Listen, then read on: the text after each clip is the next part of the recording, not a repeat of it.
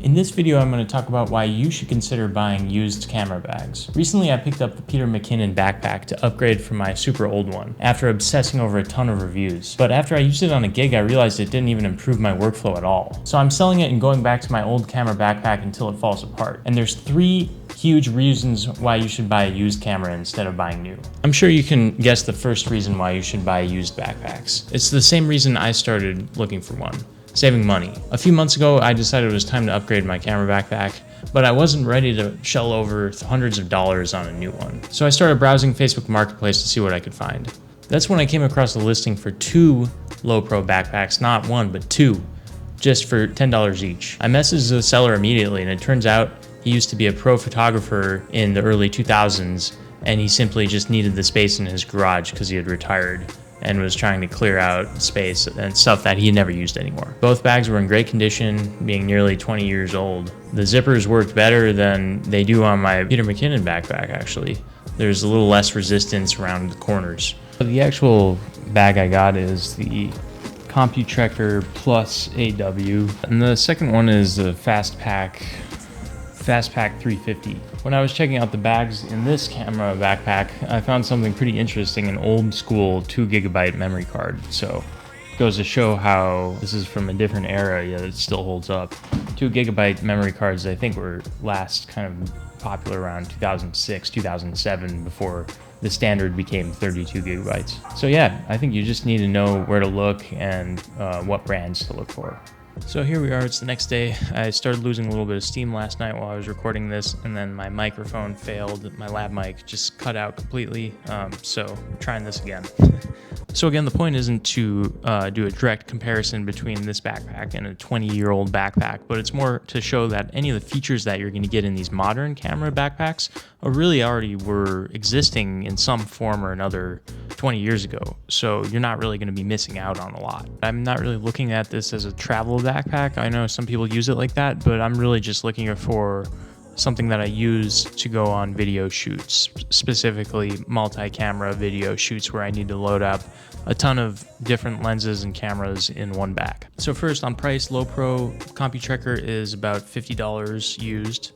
The Peter Mckinnon one is $400 to $500 with taxes and shipping. Both feature a 35-liter capacity, and the Peter Mckinnon has a tarpaulin exterior with waterproof YKK zippers, so a little bit better for the Peter Mckinnon.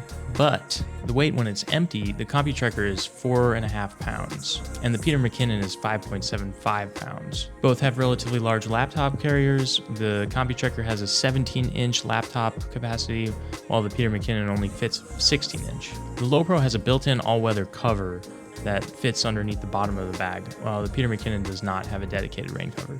Lowepro has 2 straps on either side for attaching a tripod or other accessories, while the Peter Mckinnon only has it on one side. The Peter Mckinnon comes with enough dividers to create 10 different sections for cameras and lenses, while the Lowepro comes with enough dividers to create 13 different sections. Both bags have detachable padded hip belts and a bunch of adjustments for sternum strap and shoulder straps.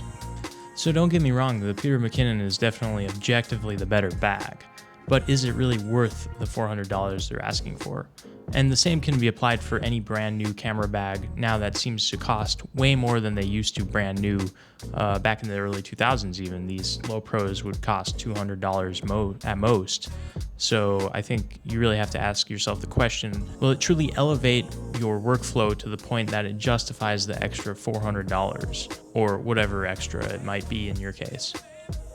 Now, obviously, I got a great deal on mine for $10, but really, a lot of people are just trying to get rid of stuff. So you can get really lucky, especially when it comes to stuff like this, where it's not really that much of it's not enough for them to resell it usually. So it just makes more sense to price it super low and get rid of it as fast as they can just to clear space.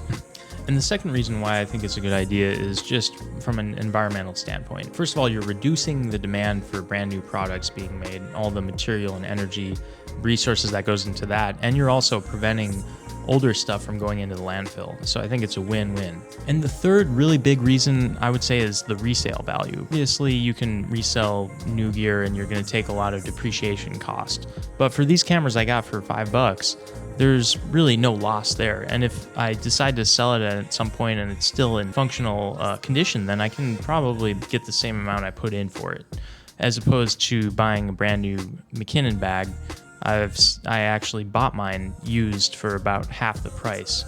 I bought mine for $150 on the used market, so it just goes to show how much it'll depreciate if you buy a brand new camera backpack. Your value depreciates like instantly, and you're not going to be able to resell it anywhere near that $400 mark.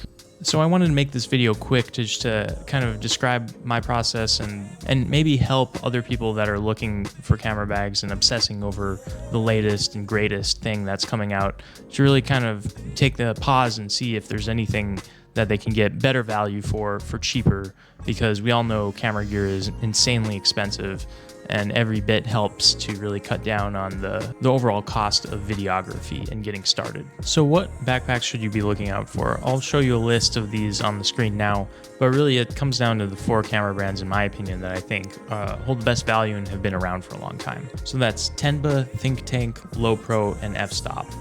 I think a lot of these on the screen right now are good models to look out for, and it makes it an easy thing to search on Craigslist, Facebook Marketplace, or eBay if you just sort by this product line, this model, and you'll be able to find good deals.